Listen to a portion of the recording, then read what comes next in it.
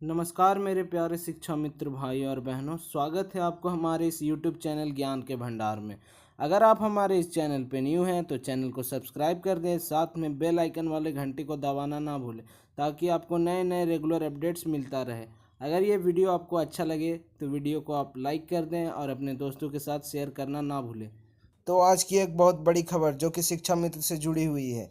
उमा देवी का एक ऑडियो जिसे सुनकर सभी शिक्षा मित्र हो जाएंगे दंग।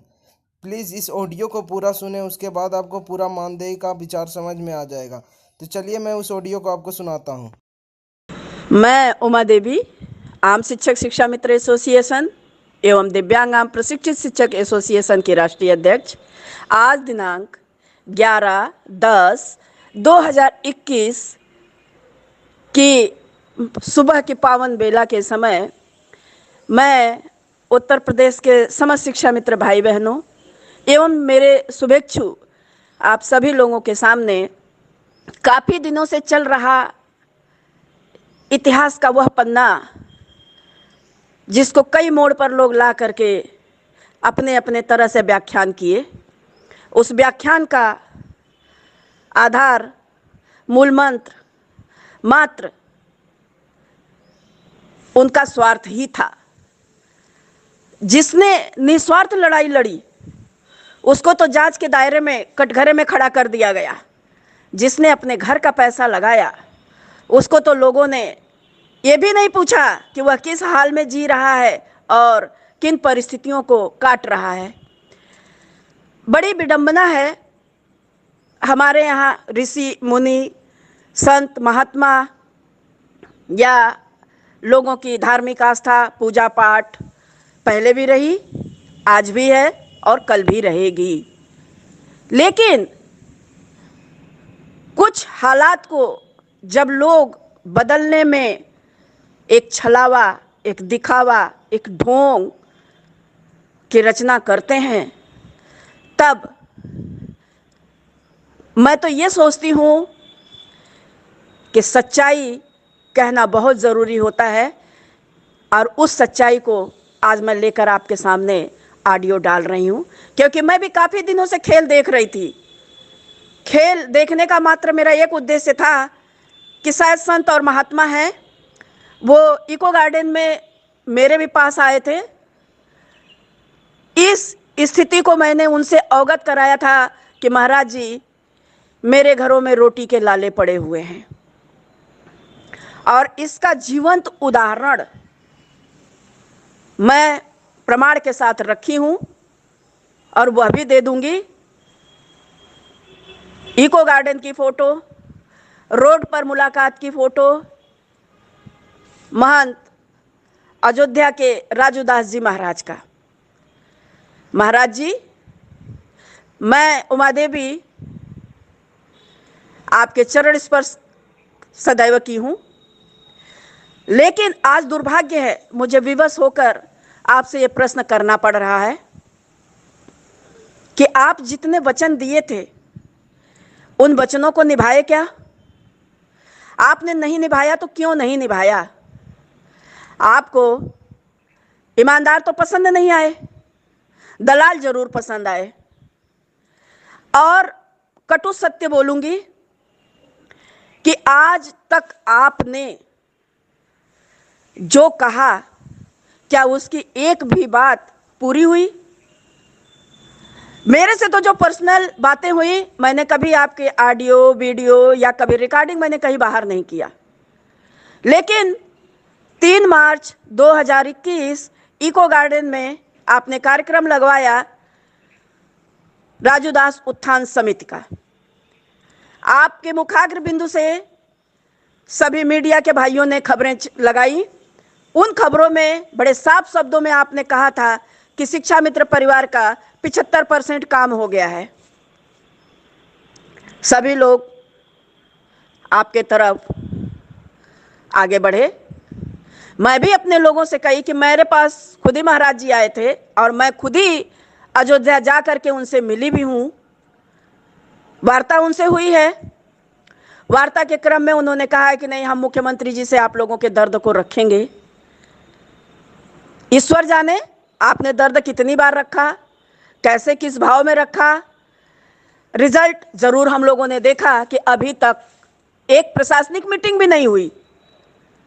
ठीक है, आप महात्मा हैं, आपको हम लोग कुछ कह नहीं सकते, लेकिन जो छलावा हो रहा है उस छलावा पर आपका ध्यान जरूर आकर्षित कराऊंगी, क्योंकि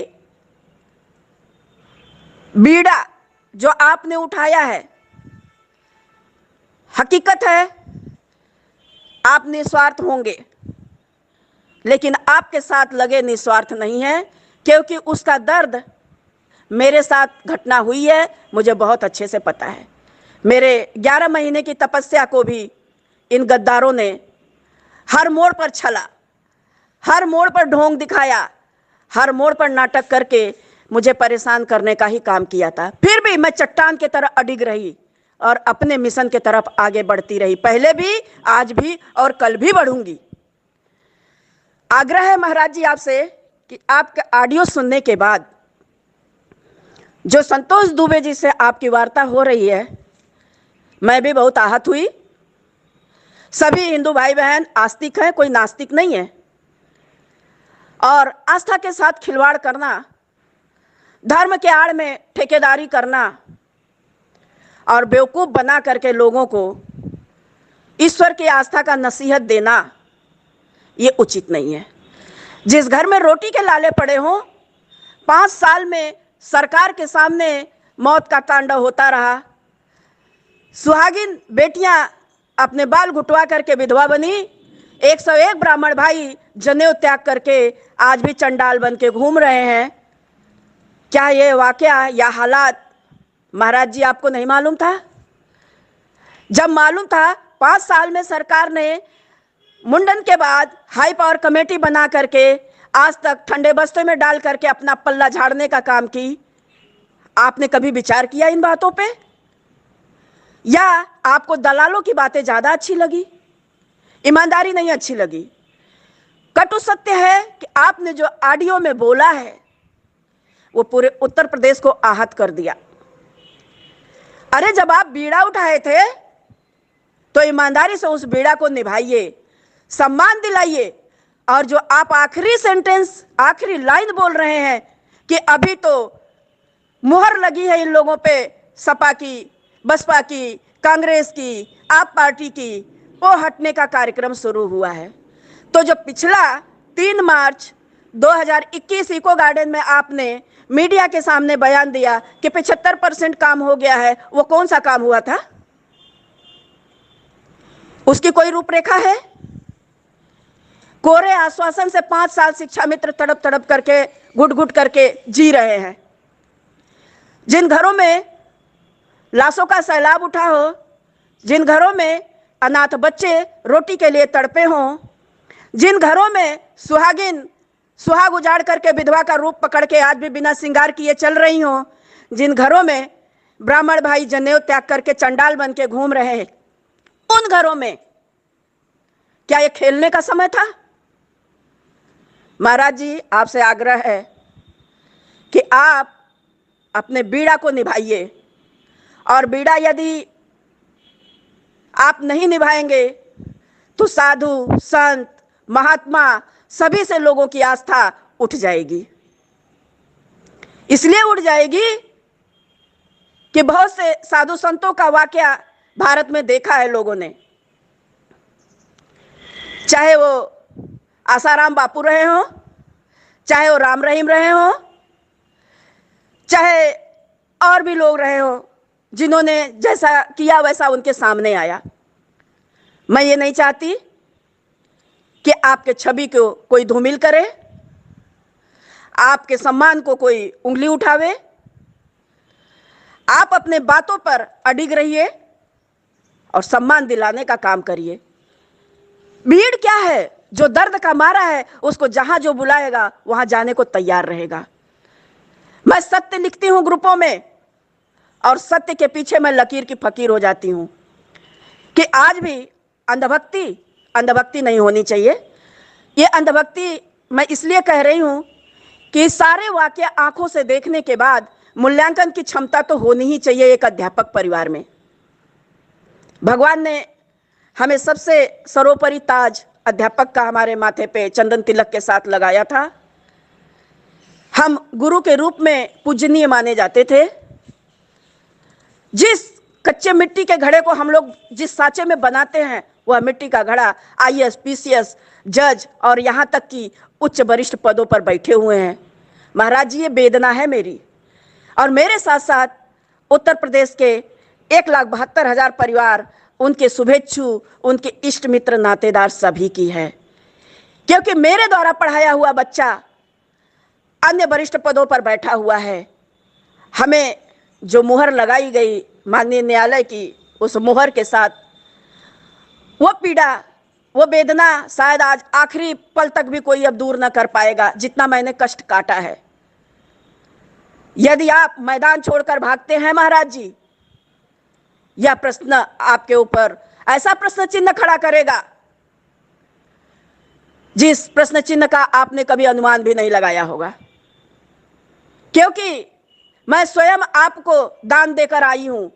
मैं जो दान देती हूं वो कहती नहीं हूं किसी से, और ना कहूंगी, लेकिन विवशता में मुझे ये शब्द कहना पड़ रहा है। मेरे भाई बहनों ने अथाह दान दिया है, ये मुझे भी पता है। तो आपसे अपील है, गुजारिश है, रिक्वेस्ट है कि आप पहले सम्मान दिलाइए, उसके बाद आगे का कार्यक्रम करिएगा। रही बात, आप कहते हैं आत्मा की शांति के लिए, हिंदू रीति रिवाज के अनुसार किस विधि विधान से आत्मा की शांति की जाती है, ये बहुत आपको भी अच्छे से पता है। इको गार्डन में सुहाग उजाड़ करके ही रीति रिवाज से, परंपरा से तर्पण किया गया था, आत्मा को शांति दी गई थी। महाराज जी, काशी में करिए, जो कि मोक्ष की नगरी है। आपके वेद पुराण महाभारत में वर्णन है। आप महात्मा है तो आपको जरूर यह अध्याय पता होगा कि मोक्ष कहाँ मिलता है। यदि पिंडदान करा रहे हैं आत्मा की शांति के लिए, तो गया बिहार में करिए, बिहार राज्य और गया जिले में आप जाकर के पिंडदान कराइए। अयोध्या तो श्री राम जी की नगरी है। 14 साल वनवास कैसे काटे थे, किन परिस्थितियों को काटे थे, और किस लाइन को निभाते हुए या किस मर्यादा को निभाते हुए उन्होंने 14 साल वनवास काटा था, और वो पूजनीय बने थे। आज किसी से अछूता नहीं है, छिपा नहीं है, सभी पढ़े लिखे हैं, सभी को मालूम है। आप कराइए यज्ञ अनुष्ठान। यज्ञ अनुष्ठान जिस समय हमारे घरों में मुसीबत आई 25 जुलाई 2017, उसी समय से शुरुआत आपको करनी चाहिए थी महाराज जी। एक भी दिन यज्ञ रुकना नहीं चाहिए था। दीपक अखंड ज्योति लौ बननी चाहिए थी कि यज्ञ के सहारे जितनी भी बाधाएं हैं वह हटा दी जाएंगी। कितना देर क्यों हुआ? प्रशासनिक एक भी मीटिंग नहीं हुई। विचारणीय प्रश्न ये है, कहीं किसी सूत्र से यदि मैं जानकारी करती हूं तो मात्र एक लाइन की बात अभी भी चल रही है कि मुख्यमंत्री जी ने अभी कुछ नहीं कहा है। तो आप 24 घंटा मुख्यमंत्री जी की फोटो डालते हैं, एक लाइन मुख्यमंत्री जी से बुलवा दीजिए, सारे भाई बहन संतुष्ट हो जाएंगे। जब इतनी बातें हो रही है तो बुलवाने में क्या तकलीफ है? तो ये आग्रह है आपसे कि आप सच्चाई डालिए। कुछ दलालों के चक्कर में आप अपनी गरिमा न खोइए महाराज। हिंदुओं की आस्था पर ठेस मत आने दीजिए, क्योंकि मैं उसी इको गार्डन से जितने भी तीज त्योहार व्रत, यहां तक कि 3 दिन का डाला छठ व्रत भी मैं उसी इको गार्डन से की हूं। और जो मेरे हिंदू रीति रिवाज में जो मेरी परंपरा है, जितने भी व्रत पड़े मैंने सभी को निभाया, जबकि वहां सुविधा विहीन था महाराज जी। आपको भी पता है कि वहां पानी तक नहीं था, कोई व्यवस्था नहीं थी। खुले आसमान में पेड़ों के नीचे मैंने काटा है अपना समय, और जो तपस्विनी का जीवन मैंने जिया है, उस जीवन को जितने भी लोग इस मामले में छलावा कर रहे हैं, अपने पूरे परिवार का सुहाग लाके घुटा दे, स्वयं का बाल घुटा ले, महाराज जी, ये भी वेदना रही कि स्वयं का भी बाल कई लोगों ने नहीं गुटाया। पुरुष होकर के महिलाओं की तो आप उम्मीद करिए कि किस तरीके से महिलाओं ने बाल गुटाए होंगे। वेदना को आप लोग हमेशा मुझे ऐसे जगह, ऐसे मोड़ पर लाकर खड़ा करके बोलने के लिए विवश कर देते हैं, जहां मैं चिंतन मनन करते करते करते करते मैं रास्ता निकालने की तैयारी करती हूं। मैं आपको फोन मिलाई होती, लेकिन आप फोन पर बहनों को नाराजगी व्यक्त करते हैं, वह नाराजगी बंद कर दीजिए। आप महात्मा हैं, महात्मा के भाव में बात करिए। महात्मा के भाव में यदि आप बात नहीं करेंगे तो ये हिंदू रीति रिवाज, हिंदू परंपरा का ही नुकसान है। जिस वर्ण को आप धारण किए हैं, आप ईश्वर की आस्था में लोगों के मन को जगाने का काम करने के लिए किए हैं। और जब आपकी ऑडियो सुनने के बाद लोगों का मन इतना व्यथित है कि एक महात्मा होकर के इस तरह से बोल रहे हैं, पहले बोले 75% काम हो गया है, अब कह रहे हैं अभी तो मेल मिलाप कर रहा हूं, तो आपसे महाराज जी अनुनय विनय के साथ कि आप मुख्यमंत्री जी को 2 लाइन बुलवा करके वही संदेश भेज दीजिए, क्योंकि हमारे मुख्यमंत्री जी भी संत और महात्मा ही हैं। और मेरी जो पहली लाइन हुआ करती थी वो गोरक्षनाथ महाराज के ही उद्घोष हुआ करता था। आप शायद जा करके बता करके पूछते तो शायद ये जो सपा, बसपा, कांग्रेस, आप या अन्य पार्टियों का जो दोषारोपण हो रहा है ना, ये चीज ना होता। सारी पार्टियां बदल के आती हैं, कोई पार्टी किसी के बाप के बपौती नहीं है। समाज जो अच्छा काम करेगा वो समाज में आकर के खड़ा रहेगा, वो पार्टी राज करेगी। हमें जो सम्मान देगा हम उसको वोट देंगे। सीधा फंडा, बहुत क्लियर भाव में बोल रही हूं। आस्था सभी की भगवान से है, आस्था सभी जुड़े रहेंगे। आज कल जुड़े थे, आज जुड़े हैं, कल भी जुड़े रहेंगे। लेकिन कोई हमारे लिए मौत का सौदागर भेजे, कोई हमारे परिस्थितियों को दास बना दे, कोई हमारे समय और हालात को भुनाने का काम करे, हमारे घरों की तकलीफ कोई देखे ना, कोई 5 साल बीत जाए शोक संवेदना तक ना व्यक्त करे, और कोई 5 साल में 1 रुपया ना बढ़ाए, किस भाव में आप हम लोगों को सांत्वना देंगे महाराज जी? कभी आप विचार करते हैं? आप दूसरे को फट से उठा के कहते हैं कि फला फला। अरे हम तो ये मानते हैं जिसने हमें माथे चंदन तिलक लगाया, चाहे वो कोई पार्टी हो, हम सम्मान सभी का करेंगे। और नियमानुसार जो सत्ता में पार्टी बैठती है उससे मांगने का हक अधिकार हर कर्मचारी का है, हर विभाग का है। वो जाएगा मांगने, जो देगा सत्ता में बैठ करके जनता को अपना बनाएगा, जो नहीं देगा वो अपना नहीं बना पाएगा। ये बहुत साफ है, बहुत क्लियर है। इतना तो समझदार एक अनपढ़ के पास भी है कि वह भी समझता है कि कौन क्या कर रहा है।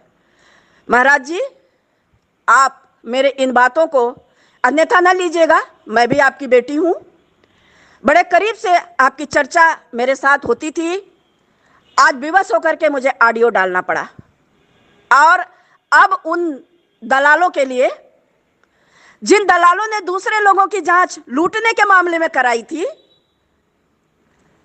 जिन सपोलों ने, जिन तुलतुलों ने जांच कराई थी, उनके लिए यह व्याख्यान है। ध्यान से सुनो। तुम लोगों ने जब जांच कराई थी तो तुम लोगों को नहीं मालूम था कि किसी को क्लीन चिट मिल जाएगी, क्योंकि ईमानदारी का सबूत जो बेईमान होते हैं ना, वह आभूषण ईमानदारी का नहीं पहन सकते। उन बेईमानों को सब जगह बेईमानी ही दिखती है, और उन्होंने अपने मुंह में कालिक पोत करके बाकायदे घूमे। आज जो महाराज जी के उत्थान समिति के बड़े बड़े योद्धा बने हैं, अध्यक्ष बने हैं, सचिव बने हैं, महामंत्री बने हैं, ये उनके लिए प्रश्नावली है कि तुम लोगों ने जब जांचें कराई तो क्या पाए? अपने ही मुंह में तो कालिक लगाए। और सुनो, कटु सत्य, परिस्थितियां विषम जरूर रही मेरे साथ, लेकिन मैं अडिग रही चट्टान की तरह, और आज भी अडिग हूं। ध्यान से सुन लो। तुमने खेला, तुमने क्यों नहीं अकाउंट खुलवाया भाई? तुमने क्यों नहीं पारदर्शिता रखी? मुंह से पारदर्शिता रखी जाती है क्या? ईमानदार होते तो जो पिछली बार चिल्ला चिल्ला के कह रहे थे कि भागने नहीं दूंगा उत्तर प्रदेश से, तुम कहां भागोगे? खुद विचार करो। तुम्हें कभी यह सोचा कि जिन बहनों ने तुम्हें बिना खाए कहीं जाने नहीं दिया, जिन बहनों ने तुम्हें बिना पूछे किसी काम को नहीं किया, उन बहनों को तुमने पीठ पीछे छुरा घोंप दिया। तुम कितने बड़े ईमानदार हो और कितने बड़े रईस पिता के पुत्र हो, विचार करो। इको गार्डन से तुमने कितनी ललकारते हुए डाली थी पोस्टें, ऑडियो वीडियो, कभी मूल्यांकन किए उसका कि बोले और भूल गए? तो सोच लो कि तुम क्या हो। और रही बात रईस की, तो ध्यान से सुनो। यज्ञ बड़ा पवित्र चीज होता है। यज्ञोपवीत जो हुआ शुरुआत, उसमें तुम्हें किसी से तो भीख मांगनी ही नहीं चाहिए थी।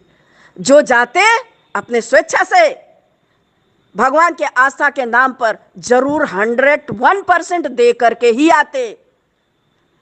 और बड़ी विडंबना, मैं तो देकर आई, कुछ ऐसे भी चाटुकार रहे जो मंदिर में लेने गए हैं, मंदिर को देने नहीं गए हैं। दो लोगों को तो छलावा भेज रहे हैं कि हम देंगे, हम लेंगे, लेकिन मैंने जो किया है कभी किसी के 1 रुपए की गुनाहगार नहीं की।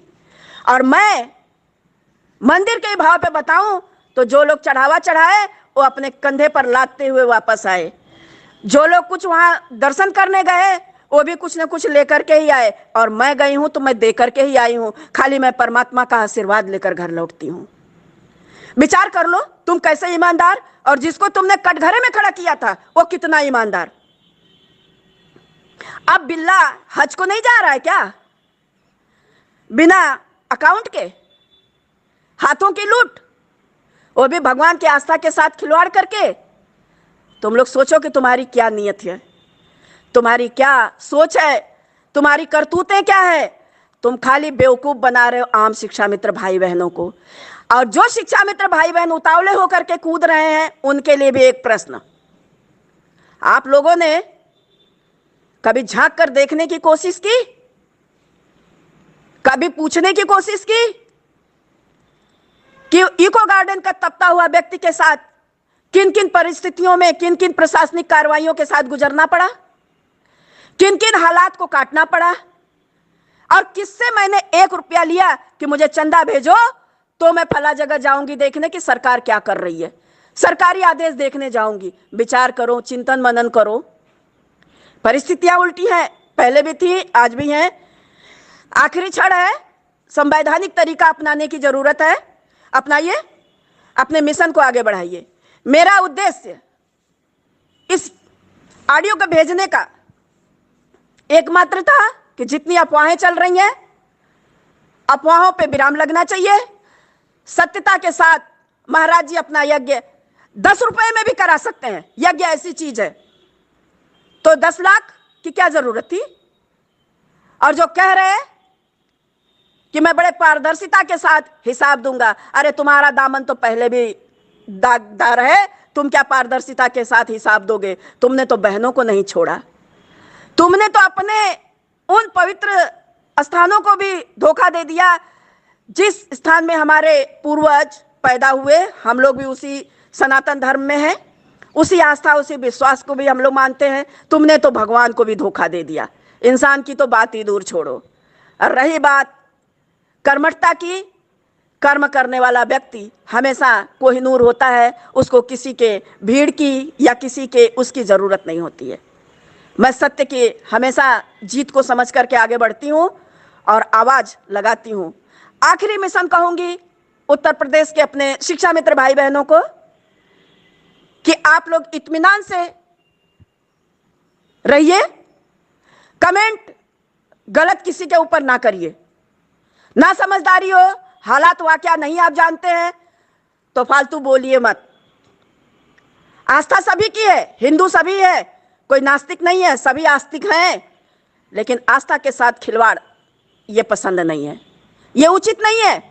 ये दुर्भाग्य कहलाएगा कि एक अध्यापक गुरु की गरिमा को नवाजे जाने के बाद भी अंधभक्ति की तरफ जा रहा है।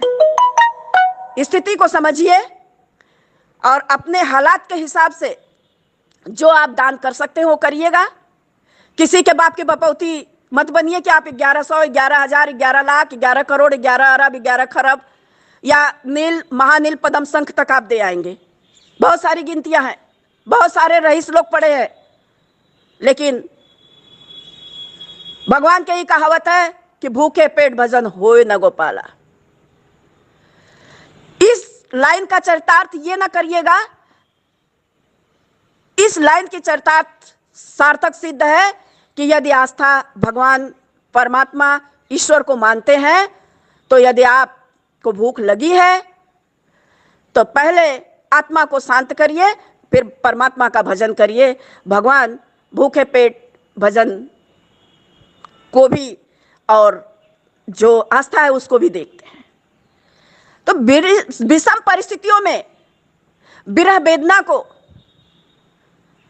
दूर तक कोई सोचे, कोई आपके लिए निस्वार्थ लड़े, बिना आपसे चंदा लिए लड़े और बिना आपका नुकसान किए, आपका हित को ध्यान में रखते हुए आगे बढ़े, इस निस्वार्थ को आप लोग अनदेखा जिस दिन करेंगे, शायद ईश्वर भी उस चीज को आपके जमीर से पूछ देंगे कि स्वार्थ कितना कहां करना चाहिए। नहीं अगर समझ में आता है तो बिल्कुल मत बोलिए, बोलने की जरूरत नहीं है। और आखिरी प्रश्न दलालों के लिए, अब अपने होश में रहो।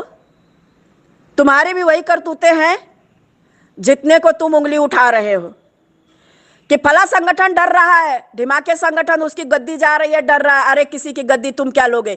तुम ईमानदार की गद्दी क्या लोगे? तुम अपने बेईमानी की गद्दी बचाने के लिए जितना झूठ बोल सकते हो, जितनी भगवान की आस्था के साथ खेल सकते हो, तुमने खेल लिया। अब अपने गिरेबान में झांक के देखो, खुद तुलतुल और सपोला ये दोनों ही ऐसे महारथी बने जो हर रण क्षेत्र में दाग लगाए, कूदे और नाच कूद करके सबको बेवकूफ बनाने का काम किए। महाराज जी से अनुनय विनय के साथ कहूंगी कि महाराज जी, जिस आस्था से भाई बहन जुड़ा है, जो बातें आपने मुझे कही थी आप खैर निभाए नहीं, फिर भी मैं अभी आस्था रखूंगी कि आप सम्मान दिलवाइए, उसके बाद यज्ञ नहीं महायज्ञ कराइएगा, मैं आपके साथ रहूंगी। लेकिन जब तक सम्मान नहीं मिलता है, मैंने जो आपको पहले इको गार्डन में वचन दिया था, मेरा आज भी वही वचन है महाराज जी, इसके लिए मैं क्षमा प्रार्थी रहूंगी। मैं आस्तिक हूं, पूरा उत्तर प्रदेश आस्तिक है, लेकिन आस्था के साथ खेल करने के लिए नहीं। आप लोग समझदार हैं, मैं अपने बाड़ी को विराम दूंगी। अगले ऑडियो में मुझे जैसा वक्त दिखेगा, जैसे हालात दिखेंगे, मैं हकीकत पुनः आपके सामने ला करके खड़ा करूंगी। ज्यादा समय अब नहीं है। 16 से 21 वह दिन है जिस दिन तुलतुले और सपोले ने कहा था समायोजन बहाल हो रहा है, मुख्यमंत्री जी आ रहे हैं, और नहीं आएंगे तो आप लोग विचार कर लीजिए कि क्या करना है। झूठ वो नहीं चलता है, सच बोल दो। सभी को पता है मुख्यमंत्री जी जो चाहेंगे अपने स्वेच्छा से करेंगे। जब उन्होंने बेटियों को दरकिनार कर दिया, जब उन्होंने हिंदुत्व का राग अलापने वाली बीजेपी सरकार ने 101 ब्राह्मण भाई के जनेऊ को दरकिनार कर दिया, तो तुलतुल झूठ बोलने से या सपोला बनने से नहीं कोई इतना खुश मिजाज हो जाएगा। आप लोग समझदारी से काम लीजिए और आगे बढ़िए। परमात्मा करे सभी का कल्याण हो। इसी आशा और विश्वास के साथ अपने बाड़ी को विराम दूंगी, और जो मेरे भाई बहन परेशान हैं उनसे कहूंगी, ईश्वर में आस्था रखिए, धैर्य रखिए। कितने दिन कोई शोषण करेगा, लेकिन शोषण करने का मौका आप लोग खुद दे रहे हैं, क्योंकि आप लोग समझदारी से काम नहीं ले पा रहे हैं। और मैं उन अनाथ बच्चों के लिए जिनको 5 साल में किसी ने रोटी नहीं दिया, किसी ने पूछा नहीं, किसी ने ये नहीं समझा कि वो अनाथ हुए भाई बहन, उनके बच्चे रोटी कैसे खा रहे होंगे। शहीद की आत्मा से यज्ञ के नाम पे खेल जरूर शुरू हो गया। तो विचारणीय प्रश्न है सभी के लिए। इसी आशा और विश्वास के साथ धन्यवाद करूंगी।